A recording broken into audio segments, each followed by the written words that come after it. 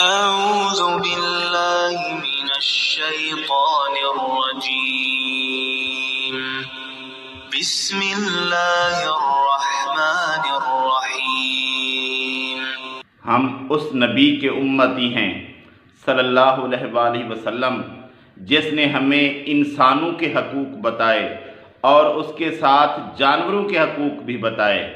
ہم جب نبی صلی اللہ علیہ وآلہ وسلم کے فرامین پڑھتے ہیں تو ہمیں صاف پتہ چلتا ہے کہ جانوروں پر ظلم نہیں کرنا چاہیے، جس طرح کہ نبی صلی اللہ علیہ وآلہ وسلم نے اونٹ کے مالک سے کہا تھا کہ تمہارا اونٹ تمہاری شکایت کر رہا ہے۔ کس بات کی شکایت کس بات کی کر رہا ہے؟ یعنی وہ شخص اونٹ پر بوجھ لاتا تھا اس کی جرأت سے زیادہ اور اسے چارہ اتنی نہیں ڈالتا تھا جس طرح کہ اس کی ضرورت تھی۔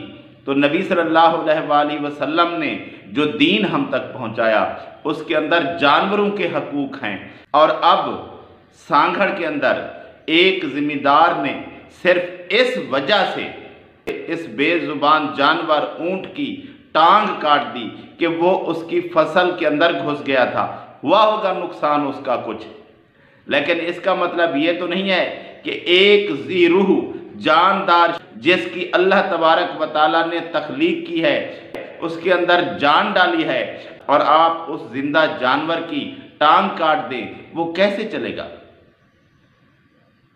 اس کی زندگی ہے، اس نے زندگی گزارنی ہے، اور اس ظالم شخص نے اس جانور کی ٹانگ کاٹ دی۔ افسوس کہ اس ظالم شخص نے ایک بے زبان جانور کی ٹانگ کاٹ ڈالی، اتنی ظلم کی انتہا کر دی کہ ایک بے زبان، کیا بگاڑا تھا اس نے اس کا؟ تھوڑی سی فصل کھا لی ہوگی۔ اس کا مطلب یہ تو نہیں ہے کہ آپ ظلم اس طرح کریں کہ اس زندہ جانور کا ایک جسم کا ٹکڑا زبردستی کاٹ کر جدا کر دیں، اور جس کے سہارے وہ چلتا تھا۔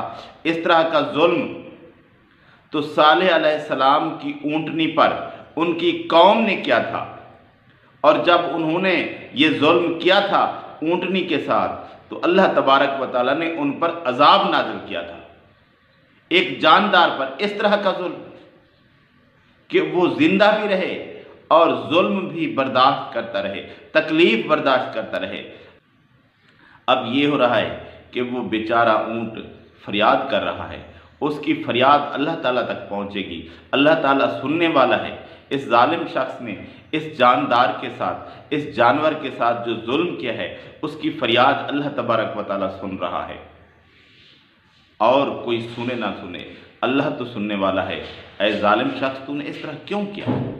ایک بے زبان جانور کے ساتھ اس طرح کا ظلم، یہ کبھی مسلمان کو زیب نہیں دیتا۔ ہم کس نبی کے امتی ہیں جس نے ہمیں ہر بات سمجھائی؟ نبینا محمد صلی اللہ علیہ وآلہ وسلم نے ہمیں انسانوں کے حقوق بھی بتائے، جانوروں کے حقوق بھی بتائے، اور ہمیں یہ بھی بتایا کہ جب قربانی کرنی ہے تو ایک جانور کو جب آپ نے ذبح کرنا ہے شرعی تقاضوں کے مطابق تو اس کے سامنے دوسرے جانور کو ذبح نہیں کرنا، اور اس کے سامنے اس طرح نہیں لے آنا کہ اس کے سامنے اپنی چھریاں لے آؤ، اپنے چاقو لے آؤ اور اسے پہلے پریشان کرو۔